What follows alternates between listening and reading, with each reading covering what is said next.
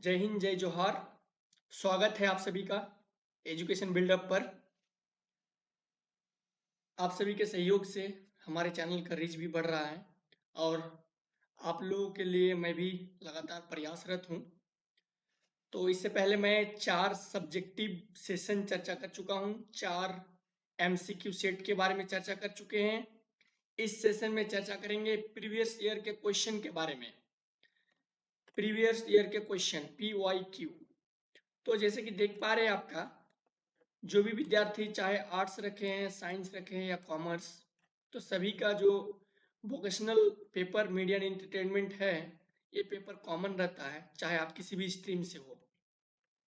तो मैं इस सेशन में ऑब्जेक्टिव क्वेश्चन के बारे में चर्चा करूंगा।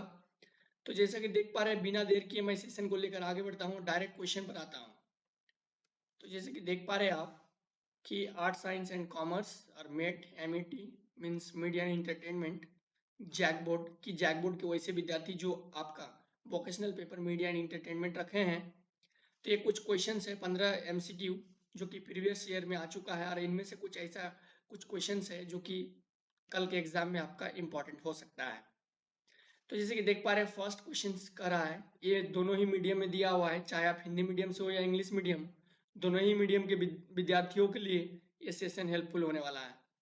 तो जैसे कि देख पा रहे हैं, AVI स्टैंड्स फॉर, यानी यहाँ पर फुल फॉर्म के बारे में पूछा है कि what is the full form of AVI। तो यहाँ पर आपका मल्टीपल ऑप्शन है, audio video interleaved, audio video and none of this. तो क्वेश्चन नंबर 1 का सटीक उत्तर हो जाएगा ऑडियो वीडियो इंटरलिव्ड, यानी AVI का मतलब क्या है, तो ऑडियो वीडियो इंटरलिव्ड इनका मतलब यही है। नेक्स्ट प्रश्न संख्या 2, जो कि आप सभी को मालूम होना चाहिए कि इस प्रश्न का सही उत्तर क्या होगा। तो जैसे कि देख पा रहे हैं, प्रश्न संख्या 2 में कह रहा है कि फुल फॉर्म ऑफ CPU के फुल फॉर्म के बारे में पूछा है। यदि आप CPU के फुल फॉर्म पढ़ चुके हैं तो आई होप इनका आंसर समझ गए होंगे। तो जो लेकिन ऑप्शन में कह रहा है central processing unit, control unit, both A and B and none of this.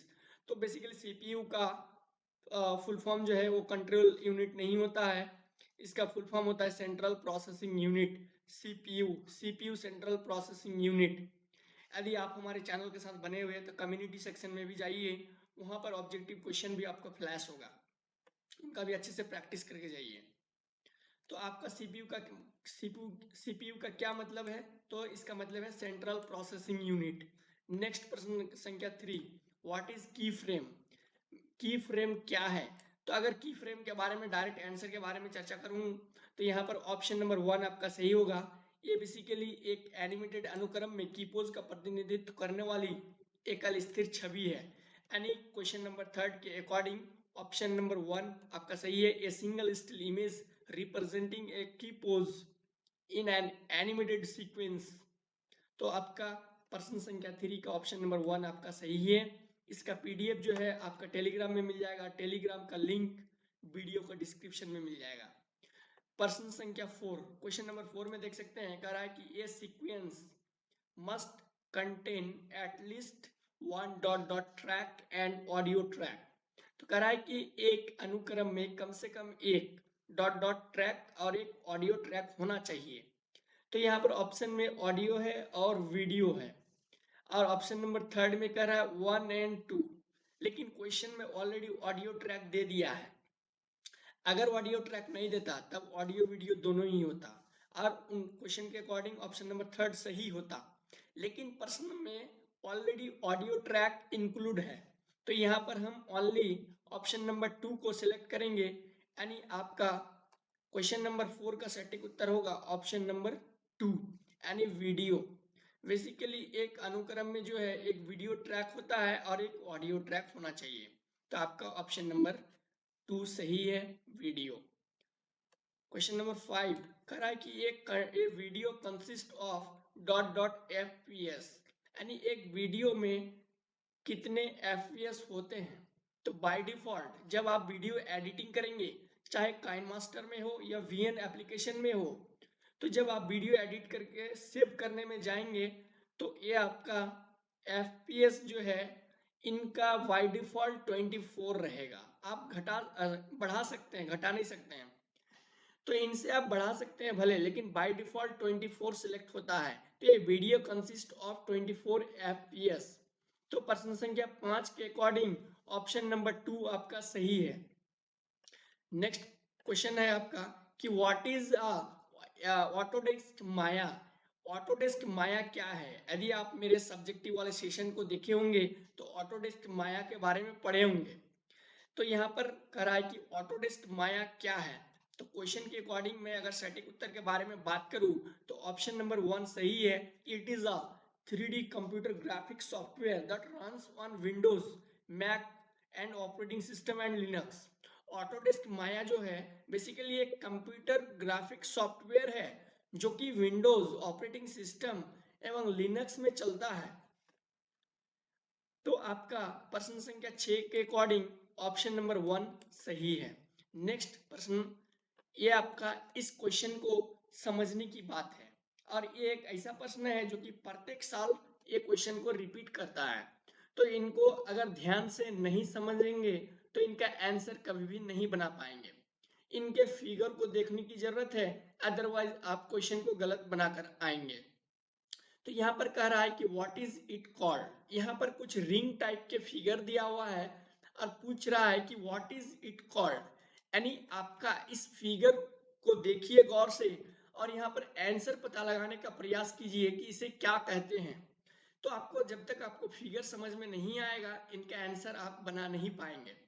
तो व्हाट इज इट कॉल्ड, तो यहाँ पर फिगर कह रहा है और ऑप्शन में दिया है कि squash and stretch, option number 2 में जूम, ऑप्शन नंबर 3 में प्लॉट एंड ऑप्शन नंबर 4 में नन ऑफ दिस। लेकिन मैं अगर प्रश्न संख्या 7 के सटीक उत्तर के बारे में बात करूं तो ऑप्शन नंबर 1 सही है, स्क्वैश एंड स्ट्रेच। लेकिन इसे समझने की जरूरत है कि आखिर स्क्वैश एंड स्ट्रेच क्यों होगा। तो इस फिगर को देखिए और समझने का प्रयास कीजिए। इनमें कुछ रिंग है, कुछ रिंग जो है एकदम सर्किल वे में है और कुछ है खींचा हुआ है। तो यहाँ पर समझने का प्रयास कीजिए जो मैं फिगर बना रहा हूं। देख पा रहे हैं ये जो फिगर है ये थोड़ा सा खींचा हुआ है और ये आपका जो है मैं पूर्ण रूप से ये राउंड बनाने का प्रयास किया। तो इस प्रकार से अगर राउंड किया हुआ है तो आपका क्या हो जाएगा, ये आपका स्क्वैश हो जाएगा, स्क्वैश हो जाएगा। लेकिन इस तरह से अगर खिंचा हुआ है तो इन्हें स्ट्रेच कहेंगे, स्ट्रेच, स्ट्रेच। तो जिस प्रकार आप जीन्स खरीदने जाते हैं बाजार में या किसी दुकान में तो वहां पर बोलते हैं कि आप स्ट्रेचेबल जीन्स चाहिए। तो स्ट्रेचेबल कहने का मतलब कि वैसा जीन्स जिनको आप इस तरह से रबड़ के जैसा उनको खींच पाए, पहनने में आरामदेह हो, तो उन्हीं को कहा जाता है स्ट्रेच। तो उसी प्रकार अगर फिगर खींचा हुआ है जैसे देख पा रहे हैं ये तीनों फिगर एक साथ जुड़ा हुआ है तो इनको हम क्या कहेंगे, इनको हम कहेंगे स्ट्रेच। लेकिन यहाँ पर जो सिंगल रूप से और सर्किल सर्किल में है यानी आपका गोलाकार में है तो इन्हें हम कहेंगे स्क्वैश, स्क्वैश, स्क्वैश। और ये जो खिंचा हुआ रहेगा ये आपका स्ट्रेच।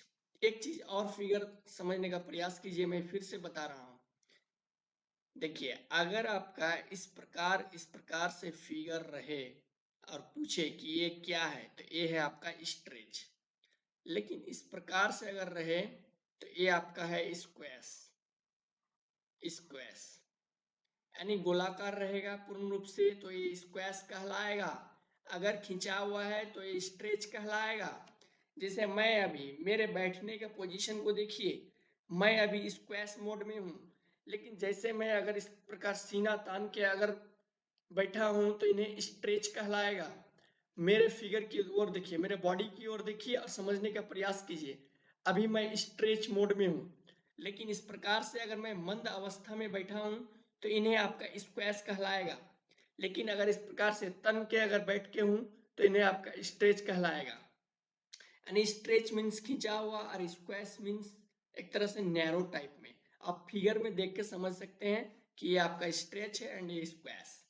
तो यहाँ पर क्वेश्चन नंबर में दिया है दोनों ही तरह का फिगर दिया हुआ है तो ये क्या हो जाएगा, स्क्वैश एंड स्ट्रेच दोनों ही होगा। लेकिन सिर्फ और सिर्फ अगर क्वेश्चन में दिया हुआ है इस प्रकार से खिंचा हुआ तो ये आपका स्ट्रेच और इस प्रकार से गोला गोला दिया हुआ है तो ये आपका स्क्वैश होगा। अगर दोनों ही दिया हुआ है तो स्क्वैश एंड स्ट्रेच। तो प्रश्न संख्या 7 के अकॉर्डिंग ऑप्शन नंबर 1 आपका सही होगा। नेक्स्ट आपका प्रश्न है क्वेश्चन नंबर 8, की frames define dot dot and end positions for an object and the computer files in the rest। की फ्रेम किसी ऑब्जेक्ट के लिए डॉट डॉट और समाप्ति स्थितियों को परिभाषित करते हैं और कंप्यूटर शेष भरता है। तो बेसिकली इनका सटीक उत्तर के बारे में बात करूं तो आपका स्टार्ट सटीक हो जाएगा। स्टार्ट एंड एंड पॉइंट, शुरुआती और अंतिम बिंदु एक तरह से समझ सकते हैं।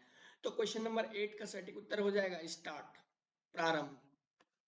नेक्स्ट है आपका प्रश्न संख्या 9, the graph editor displays several dot dot curves on for each कीड एट्रीब्यूट ऑफ द बॉल। कह रहा है कि गेंद की प्रत्येक कुंजी की विशेषता के लिए ग्राफ संपादक कई डॉट डॉट वक्र प्रदर्शित करता है।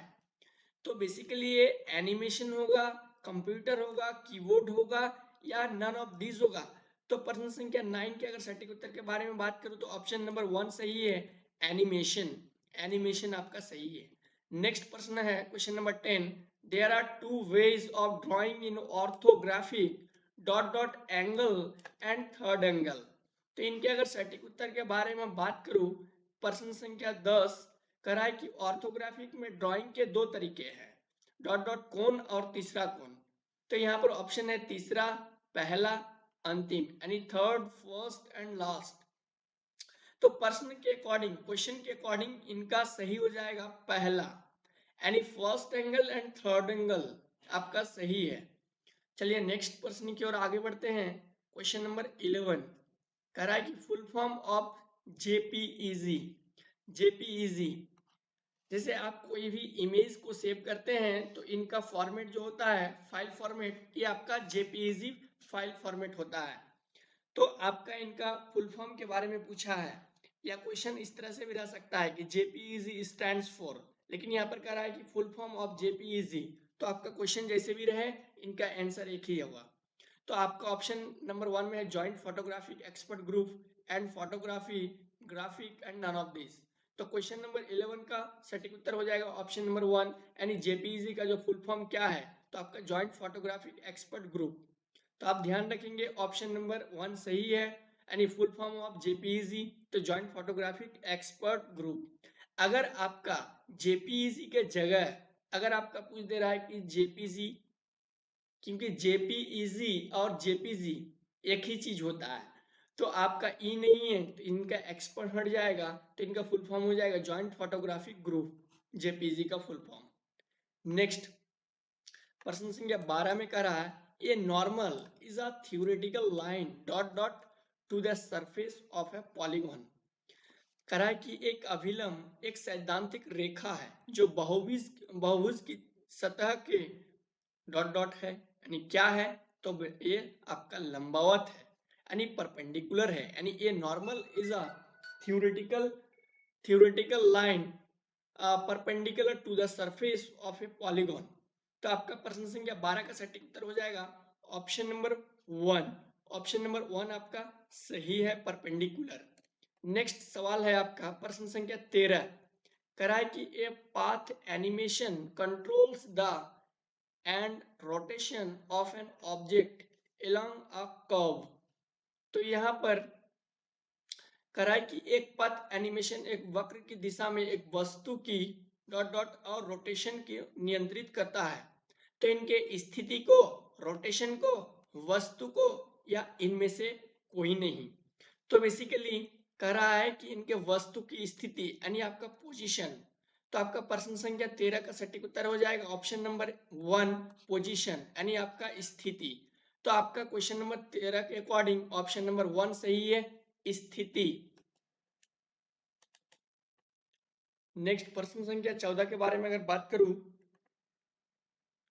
कह रहा है कि 2D एनिमेशन स्टैंड्स फॉर। यहाँ पर 2D एनिमेशन का क्या मतलब है, यानी एनिमेशन के फुल फॉर्म के बारे में पूछा, 2D एनिमेशन के फुल फॉर्म के बारे में। तो 2D एनिमेशन का क्या मतलब है, तो ऑप्शन में कह रहा है कि 2 आयामी, 3 आयामी, ऑप्शन नंबर 3 में है 1 एंड 2 दोनों। यानी 2D animation stands for 2 dimensional या 3 डायमेंशनल। तो बेसिकली यहाँ पर 2D का मतलब ये है 2 for 2 and D for dimensional.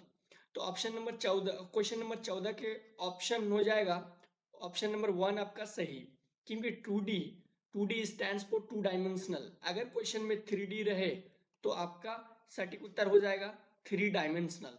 लेकिन क्वेश्चन नंबर 14 में कह रहा है कि 2D एनिमेशन स्टैंड्स फॉर, यानी यहाँ पर 2D एनिमेशन का फुल फॉर्म के बारे में पूछा है, तो आपका 2 डायमेंशनल हो जाएगा, यानी 2 आयामी। और 3D एनिमेशन को 3 आयामी या त्रि-आयामी कहा जाता है। लेकिन क्वेश्चन में क्या कर रहा है 2D एनिमेशन के बारे में, यानी 2 आयामी या 2 डायमेंशनल सही हो जाएगा। चलिए नेक्स्ट एंड लास्ट क्वेश्चन है, क्वेश्चन नंबर 15 करा है कि फुल फॉर्म ऑफ ऑपरेटिंग यानी ओएस, यानी यहाँ पर ओएस के फुल फॉर्म के बारे में पूछा है। तो यहाँ पर ऑप्शन है ऑपरेटिंग सिस्टम, ऑपरेटर, विंडोज। तो देखिए यहाँ पर अगर आपको आंसर भी पता नहीं है तो थोड़ा सा भी लॉजिक लगाएंगे तो आंसर पता चल जाएगा। देखिए यहाँ पर ओ एंड एस है, 2 लेटर है, तो 2 लेटर से देखिए, अगर ऑप्शन नंबर 1 को छोड़िए, पहले ऑप्शन नंबर 2 के देखिए, ओ फॉर ऑपरेटर तो सही है लेकिन एस फॉर कुछ नहीं है। विंडोज, विंडोज विंडोज का फर्स्ट लेटर देख सकते हैं डब्ल्यू, जो कि ओ और एस है, तो मिलता नहीं है, इसका मतलब ए भी नहीं होगा, नन ऑफ दिस तो होगा ही नहीं। जो कि ओ एस के अकॉर्डिंग देख सकते हैं, O for operating and S for system, तो इसका मतलब क्वेश्चन नंबर 15 के अकॉर्डिंग ऑप्शन नंबर 1 सही है, ऑपरेटिंग सिस्टम, यानी ओएस का फुल फॉर्म क्या है, तो ऑपरेटिंग सिस्टम। तो यहाँ से आपका 15 क्वेश्चंस का सेट समाप्त होता है, जो कि ये प्रीवियस ईयर के क्वेश्चन में ऑलरेडी पूछ चुका है। इनमें से कुछ ऐसा सवाल है जो कि जो एग्जाम है सामने आपका, उनके लिए हेल्पफुल हो सकता है। स्क्वैश एंड स्ट्रेच को आप नहीं भूलेंगे। इनमें इन 15 क्वेश्चंस में किसी भी तरह से आपका कंफ्यूजन हो तो कमेंट सेक्शन में जरूर बताएं। बहुत जल्द मिलेंगे और कुछ इंपॉर्टेंट क्वेश्चंस को लेकर। ठीक है, धन्यवाद।